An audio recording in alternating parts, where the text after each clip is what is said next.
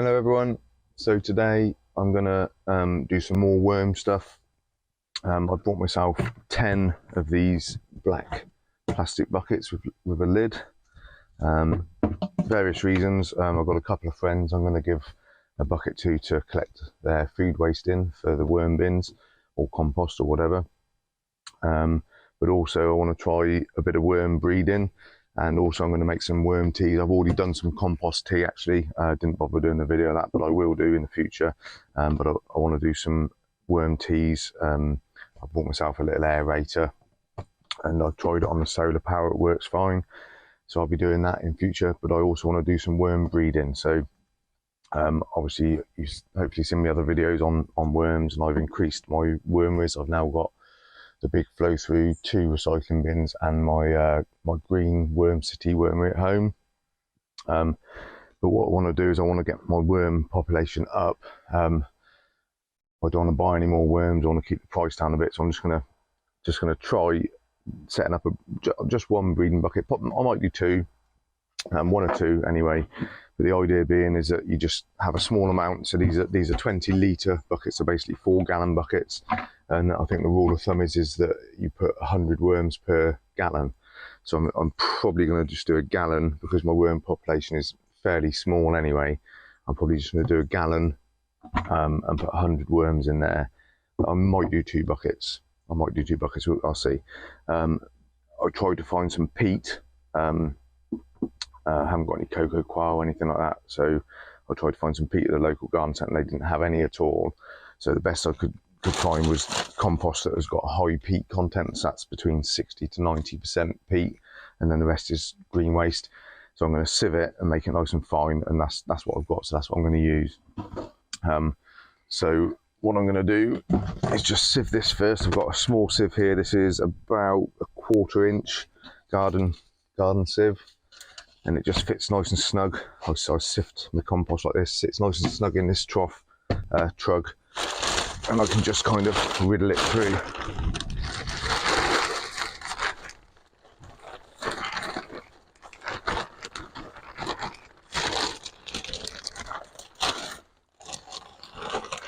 So the idea with worm breeding is to keep the population at a point where they think they need to breed. So worms are sort of self-regulating in their population control. If they get crowded, they'll just stop breeding, and if there's not enough worms, they'll breed. But obviously you need to get a balance where you get the population at a point where there's enough worms that they will meet each other to do the deed. So you need to get the population just right. That's like I say, I've read and watched videos, and it tends to be, from what I can tell, about 100 worms per gallon of bedding. So I'm just going to make sure I've got enough for about a gallon, and I'll do 100 worms. And then what I do, there's not going to be too much goodness hopefully in this multi-purpose. Like I say, it is mainly peat. So I'm hoping that, just tip this out down here.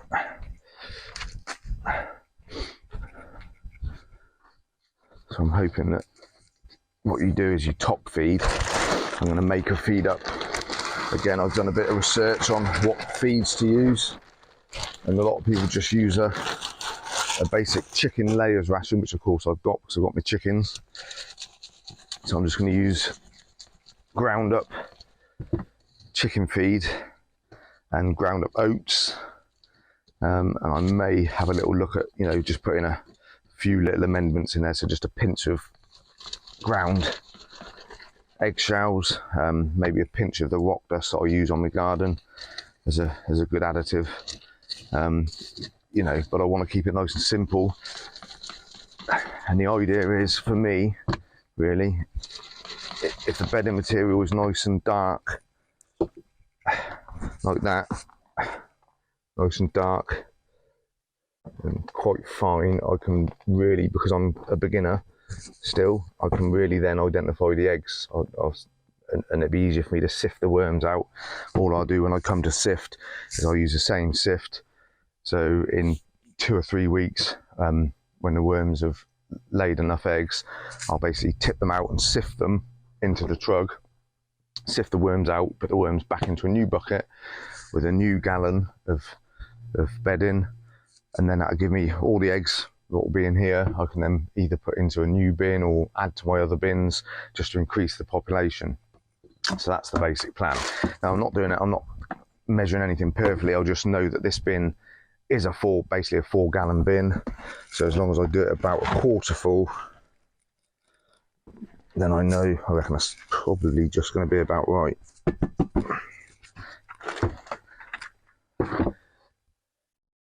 So that is there one.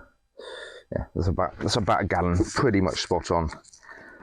It's a dark bucket, so you can see in there a little bit. So that's the gallon of basic bedding, which I will need to moisten. You don't want it too wet. It should just clump a bit, and it's not really clumping at all, so I just need to add a little bit of water to that. But what I'm going to do, I'm not going to obviously put the lid on tight because that's going to seal it right up. So what I'm going to do is just cut a bit of compost bag. So I'll place the lid on top, get a Sharpie. Might as well do it near the edge, I suppose. Get a Sharpie and just draw around. I don't know how good compost bag cuts with scissors, but we shall find out.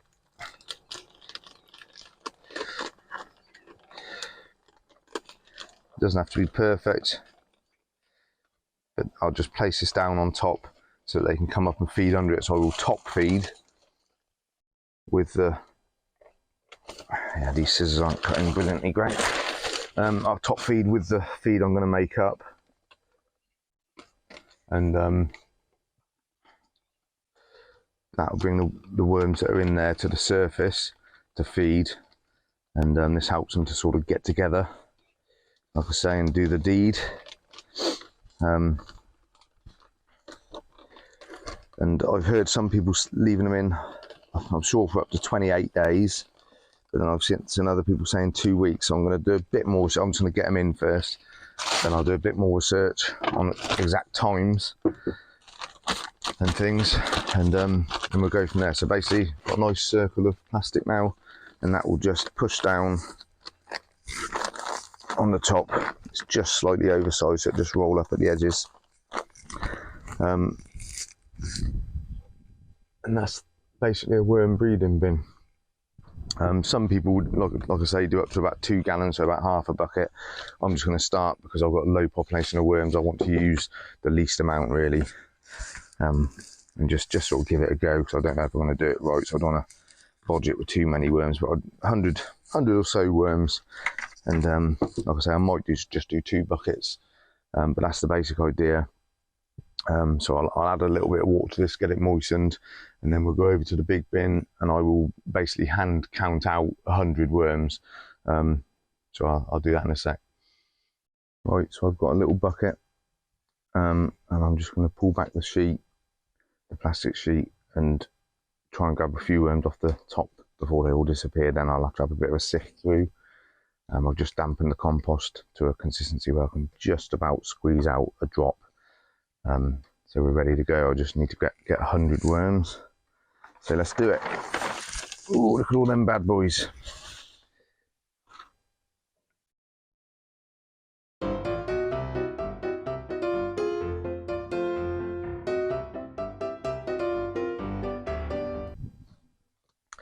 Okay, so this is number 100. Now what you want to try and do if you're getting breeding worms is to get the ones with the band there. You see that band? That means that they're mature and of breeding age. So I've got pretty much 100 worms with bands there. So we're ready to put them in a bucket now. Right, so I'm just going to put these worms into the bucket. It's a bit hard for you to see because it's also dark in there. But it's basically 100 worms. I'm just going to tip them out on the surface. Go on, mate, in you go. Right, that's all the worms gone out of there. There's 100 worms in a gallon of bedding. Like I say, I'll let them settle down for a day or two. because it's not pure peat. It's and also there's a bit of stuff out of the old bin with them as well. But there's a bit of green waste, 20 or 30% in this peat. So I'll give them a day or two to settle down before I start feeding them. But basically what I'm going to do is put this circle of plastic over the top. Try and do this one-handed. I'll just show you actually the consistency of the bedding. So the bedding, if you squeeze it, just about get a few drips out. So that should be fine, I'm hoping. And then this plastic will just help to keep the moisture in. I'm hoping that the worms won't be able to scoot up the sides. They do tend to climb the plastic bin I got at home, sometimes get up into the lid. So what I might do is actually stand this in the worm bin, in my flow through bin, because there's enough room to get it in there. And then if any do come out, they'll just fall straight back into the other worm bin rather than me losing them. So like I say, I'll feed these in a couple of days, and then I'll leave it 2, possibly 3 weeks. And I'll have a quick rake through, look for eggs, make sure there's a good load of eggs in there, and then I'll video sifting them out and doing a new bucket. It's the first time I've done anything like this, so you know, if it's something you're thinking of doing, just follow me through on my journey. Hopefully it'll work, and we'll see you in a couple of weeks, hopefully. Take it easy, see you next time.